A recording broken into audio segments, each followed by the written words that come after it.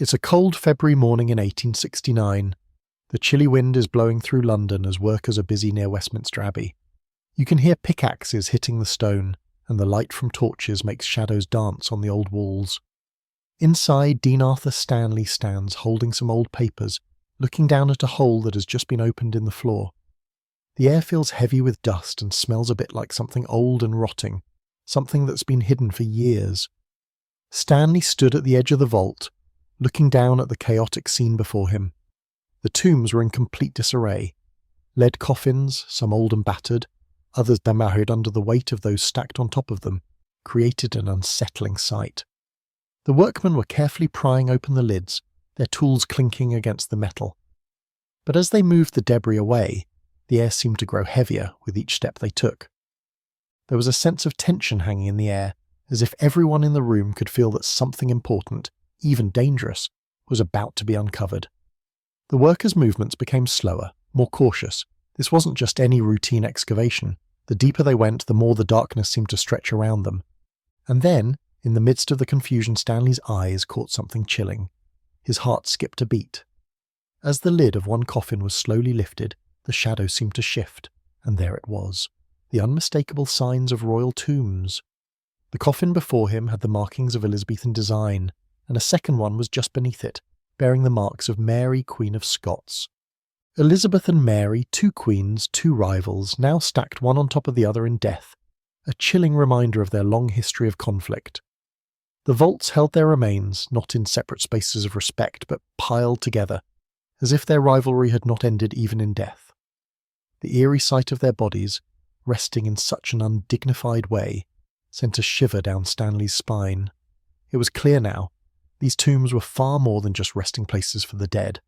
They were a reflection of the cold, calculated politics that had marked both their lives. As the workmen continued their task, the air became thicker with the scent of age and decay. The lead coffins had tarnished over time, and the faint smell of rot seemed to fill the chamber, mixing with the musty air. The tension in the room only grew as more of the coffins were uncovered. There was something deeply unsettling about the way they had been arranged. Careless, almost as if the lives they had represented didn't matter. In this forgotten part of Westminster Abbey, buried beneath centuries of dust, the secret tombs of two queens had remained hidden from the world. And now, as the coffins were uncovered, the haunting truth was beginning to emerge. The royals, once mighty and revered, were now mere remnants of history, stacked together in an arrangement that seemed to mock their former glory. The discovery was more than just a simple excavation. It was a glimpse into the dark, unsettling past of England's royal history. And with each new layer uncovered, the mystery surrounding these royal tombs deepened. On a cold March morning in 1603, Queen Elizabeth I lay in her bed, a shadow of the powerful woman she had once been. The great queen, who had stood strong against foreign enemies and ruled over England with unmatched confidence, was now frail and weak, struggling to hold on to life. She could hardly stand, and the days of dancing and commanding armies were long behind her. Age and sickness had taken their toll. The courtiers, who had once competed for her attention, now looked at her with sympathy. They whispered among themselves, speaking of the strange things they had noticed in the last days of the Queen's life. Elizabeth's behaviour had grown more and more odd. She refused to sleep, afraid that if she closed her eyes, she might never wake up. Instead, she stood for hours in her room, trembling but unwilling to lie down. The simple act of resting seemed to frighten her, as if lying down meant surrendering to death. Her body, once strong and proud, now betrayed her at every turn. The Queen's decline was not just physical, it was mental too. In the final days of her life, Elizabeth was haunted by visions. Her mind, which had once been sharp and clear, now filled with strange images. She spoke of seeing her own frail body, and the courtiers spoke of her terrifying words. She had become obsessed with death, unable to escape the fear of what was coming. They said she had seen dark omens in the shadows, whispers of the end. Her hair, once a bright golden crown, was now thin and lifeless. Her skin had lost its glow, and the smile that had once charmed kings and foreign ambassadors was now just a memory. Her teeth, which had once been perfect, had fallen out. The sparkle in her eyes had faded, replaced by a constant look of fear and sadness. The once strong queen was now a broken woman, too afraid to sleep and too weak to stand. Elizabeth's courtiers did what they could to care for her, but they knew the end was near. They covered the floor with cushions, knowing that the Queen could no longer rest in a bed without the fear of what might happen if she did. They tried to comfort her, but nothing could ease her mind. The once mighty ruler who had controlled an empire now clung to life with a desperate grip, as if holding onto a thread that was already slipping away. The strange behaviour and terrifying visions were more than just signs of illness. They were a reflection of the deep fear that had taken root inside the Queen. Elizabeth, the woman who had once commanded armies and defied the greatest kings of Europe, was now helpless in the face of her own mortality. It was a tragic end for a queen who had once been the most powerful woman in the world.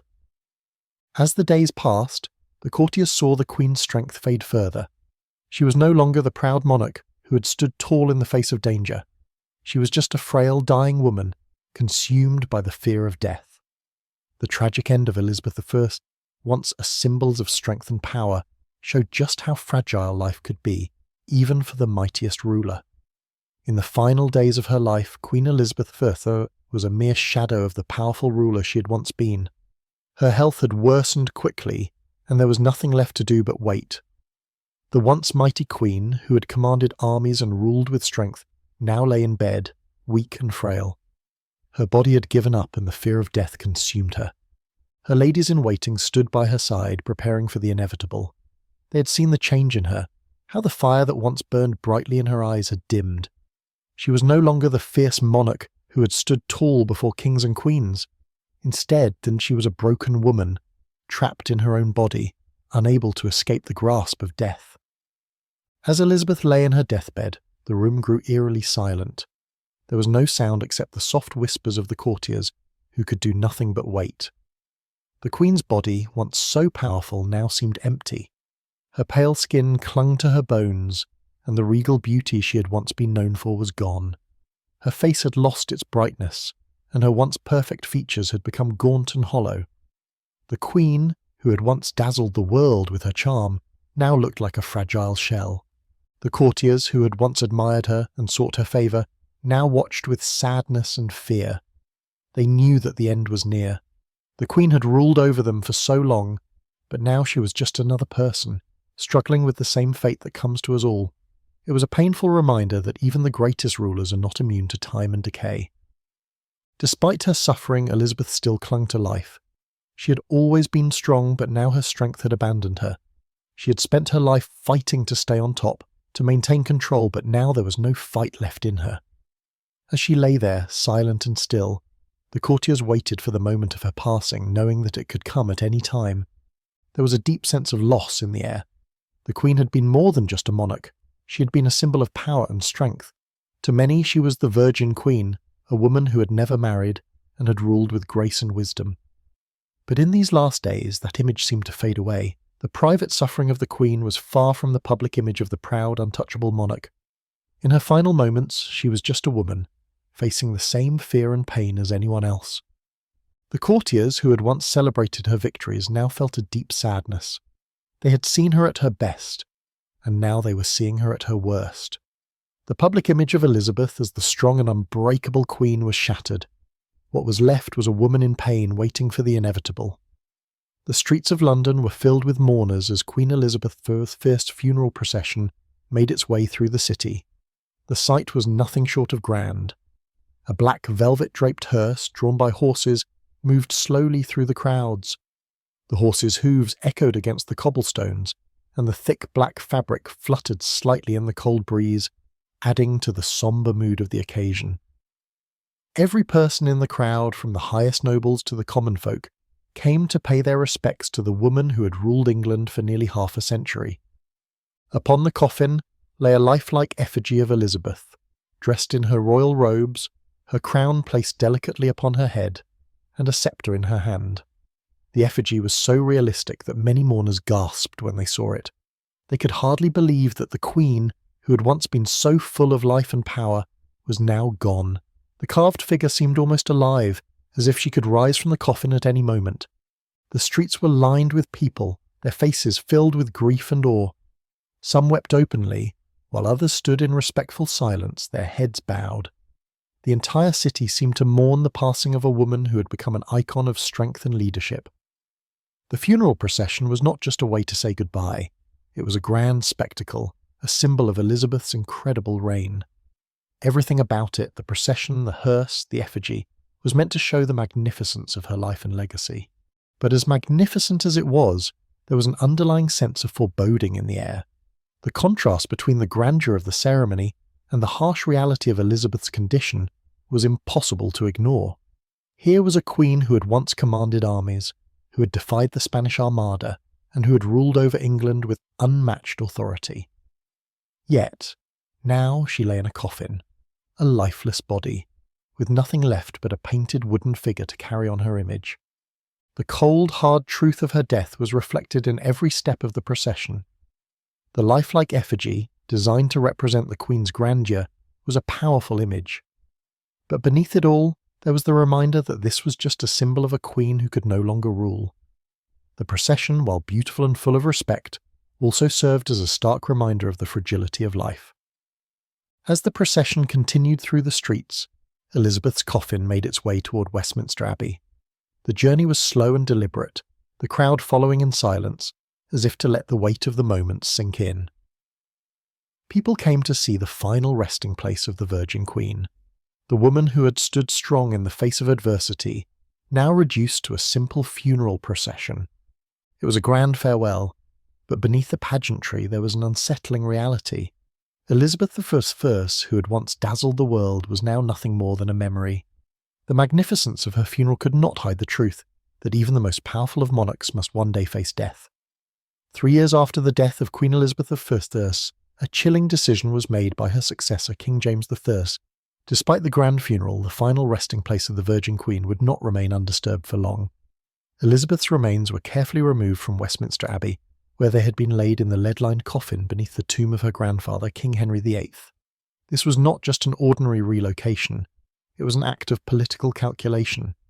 James I, in an effort to solidify his own rule and create a sense of unity, decided to move Elizabeth's remains to a new resting place. But this act was not about honouring her legacy, it was about symbolism. Elizabeth's coffin was placed on top of that of her half-sister Mary, Queen of Scots, who had once been a prisoner in England and whose execution Elizabeth had ordered. The two queens, rivals in life, were now forced together in death in a grotesque display of political symbolism. The decision to stack Elizabeth's coffin above Mary's was not a peaceful gesture, it was a clear statement of power.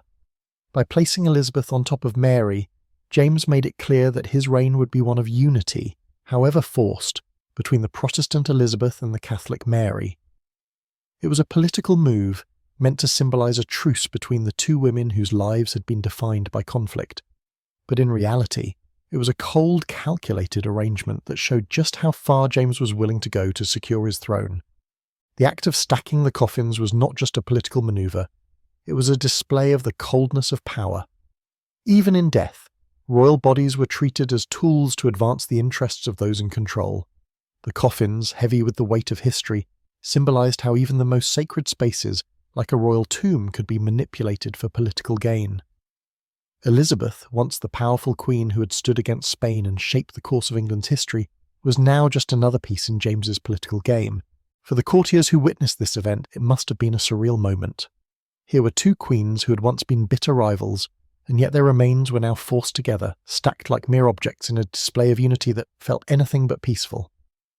It was a reminder of how political power could reach into every corner of life, even into the tombs of the royal family. This disturbing act highlighted how even in death, the bodies of England's monarchs were not free from the cold manipulation of those in power. The idea of eternal peace and rest was nothing more than a fantasy for these women.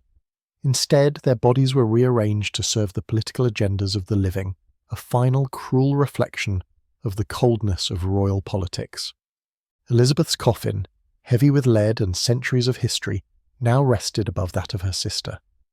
The two queens, whose fates had been shaped by power struggles, had been forced to share a grave that was more a symbol of their lives as political pawns than a peaceful final resting place. The stacking of the coffins wasn't just a physical act, it was a statement about the continued manipulation of the royal dead, and how power, in life and death, always comes with a price. The search for King James I's tomb had begun with high hopes. Dean Arthur Stanley, an explorer at heart with the mind of a scholar, had been entrusted with the task of uncovering one of the most mysterious royal resting places in English history. But what should have been a straightforward mission quickly turned into a frustrating and mysterious puzzle. As Stanley delved into the records, he found himself facing a series of contradictions. The burial documents he reviewed seemed to clash with one another. Some suggested that James I had been buried beneath the grand monuments of Westminster Abbey, while others pointed in entirely different directions. The more he read, the more confused he became. The records that should have provided clarity only seemed to deepen the mystery. There were gaps in the documents, and in some cases, entire sections were missing.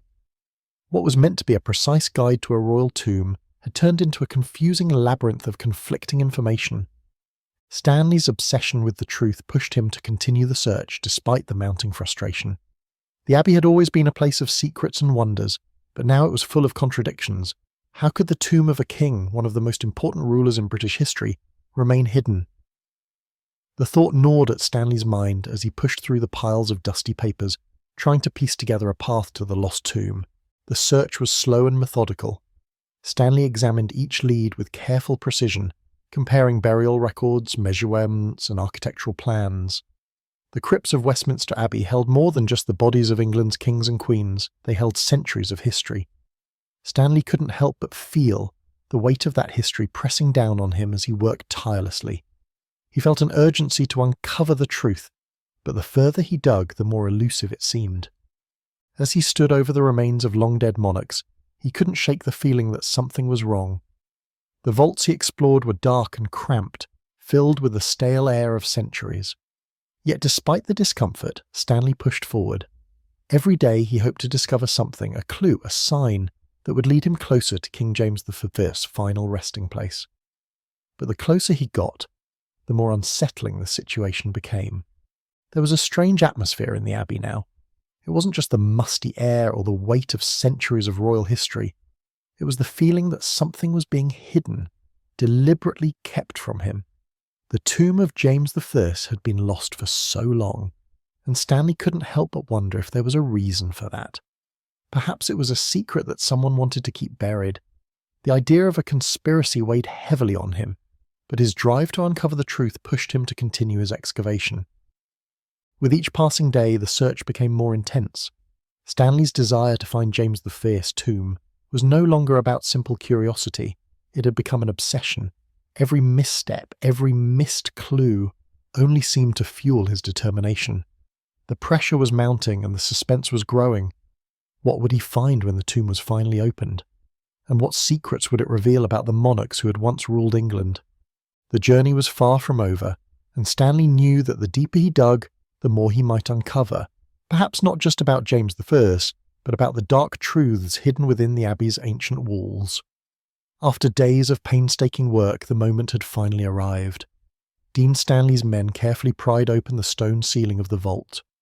As the dust settled and the last stone was moved, an unsettling silence filled the room. What they saw before them was nothing short of grotesque. The vault, once a place of royal reverence, had become a graveyard of decay. The coffins, tarnished and warped with the passage of time, lay before them in a disturbing sight. The lead coffins, heavy and misshapen, seemed to collapse under their own weight. There was an eerie sense of something unnatural about the way they had been preserved, or rather, the way they had been allowed to deteriorate. It was clear that these coffins were no longer the objects of veneration they were meant to be, but the true horror lay in the arrangement of the coffins. Elizabeth's coffin, larger and more elaborate than the others, rested directly on top of Mary's coffin, crushing it beneath her. The weight of the centuries had done its work, with the lead of Elizabeth's coffin pressing down, leaving a grotesque mark on Mary's resting place below. The sight was jarring. Two queens, once rivals, now forced together in death in a cruel and unnatural way. The lead coffins, once intended to preserve the bodies inside, had not stood the test of time. They were now warped and deformed. Their once smooth surfaces were now battered, covered in a dull, tarnished patina that made them look ancient and almost alien. As the workmen moved to further examine the coffins, the stench of decay grew stronger, the smell of rotting flesh mingling with the musty air of the Abbey. Stanley stood frozen for a moment, unable to fully comprehend the sight before him. The grandeur of these queens, who had once commanded empires, was now reduced to this: decayed bodies, stacked one upon the other, victims of time, neglect, and political manipulation. The irony of the situation was impossible to ignore. In life, Elizabeth and Mary had been enemies, their political and religious differences creating a bitter rivalry. But now, in death, they had been forced together, their remains entwined in a dark mockery of unity. Elizabeth's coffin, designed to be a lasting monument to her glory, had become a tombstone that crushed the memory of her sister. It was a shocking display of how the politics of the living continued to affect the dead. The further the workers dug into the vault, the more unsettling the scene became. As they carefully removed the lid of Elizabeth's coffin, the sight that greeted them was almost too much to bear. Inside, the body had not remained intact. What was once a queen, preserved in death as a symbol of her power, was now little more than a skeleton, surrounded by the remnants of her royal attire. The once golden fabric had rotted away, and the sceptre she had held in life had become nothing more than a rusted relic of a past long gone. The reality of Elizabeth's decay was far more disturbing than Stanley had anticipated. What was meant to be a royal resting place, a place of eternal peace, had become a place of grotesque horror. The tombs, once symbols of reverence, were now nothing more than decayed husks, their history marred by the passage of time and the cold, indifferent weight of political manipulation.